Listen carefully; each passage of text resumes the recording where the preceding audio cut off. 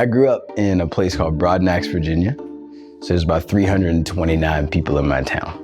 As best as I can understand, my last name comes from the people who owned us on my dad's side, from slavery. Segregation was a reality where I was from. I lived in that and encountered that de facto, like not by law, but by culture, in Southern Virginia. So that's where I grew up. My mom is born and raised in Korea, but she is ethnically both Korean and Chinese. And my father was raised in Taiwan. His family lived outside of China for a really long time. They lived in Malaysia for about 4 generations. And originally they're from an area in China called Fuzhou, so they're very proud to be from there. You know, when I started dating Jonathan, I told my mom about him.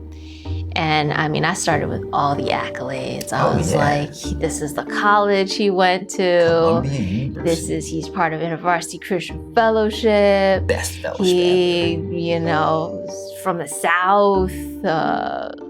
Gentleman, yes. And then after all that, he's like, what color is he? It's like, all right, cool. Let me just cut straight to it. But yeah, we both probably grew up where that was more important than it should be. So when Ferguson happened, the Black Americans were being killed.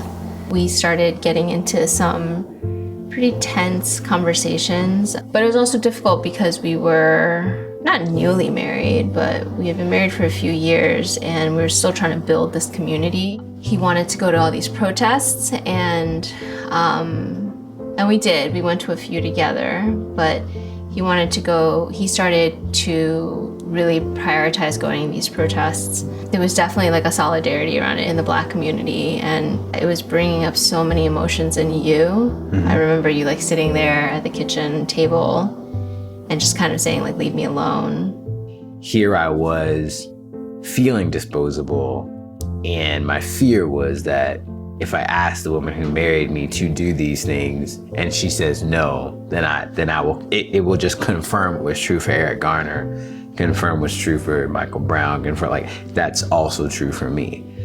And then this huge question of like, what will our child look like? Will our child look more Asian? Will our child look more Black? And then it was a boy, girl, and depending on all of those factors will kind of shape our kids' fate, right, in this country. And I think that it took something that intimate, like being in my womb, and for me to realize like, wow, I need to fight with my life, not just fight with my principles and values. So I wrote a letter to my family, and was particularly speaking about like, would they be willing to learn, especially thinking about how they will have a niece or a nephew who may not look anything like them, and yet will carry this burden of this country's perspective on Black Americans, and carry the burden of this identity that I wish they did not have to take. And that was really scary for me, because I'm constantly looking to reconcile with my own family and constantly in fear of being abandoned myself because of my own history with them. And so it took a lot for me to write that letter. But then for you felt incredibly loved by that letter. My love for Jonathan and for our child, but my love for Jonathan needs to go above just values and principles to what Jesus did, which is die for his friends. So what does it look like for me to do that, to have a more costly love? Well, you know my life, it's in God's hand. Oh, you know my life, Lord, it's in God's hand. Bridging different ethnicities and different gender and different classes is important to me, because they're all part of God's kingdom. So if I do not intentionally build relationships with people that are different from myself in all those categories, then I am neglecting parts of God's family.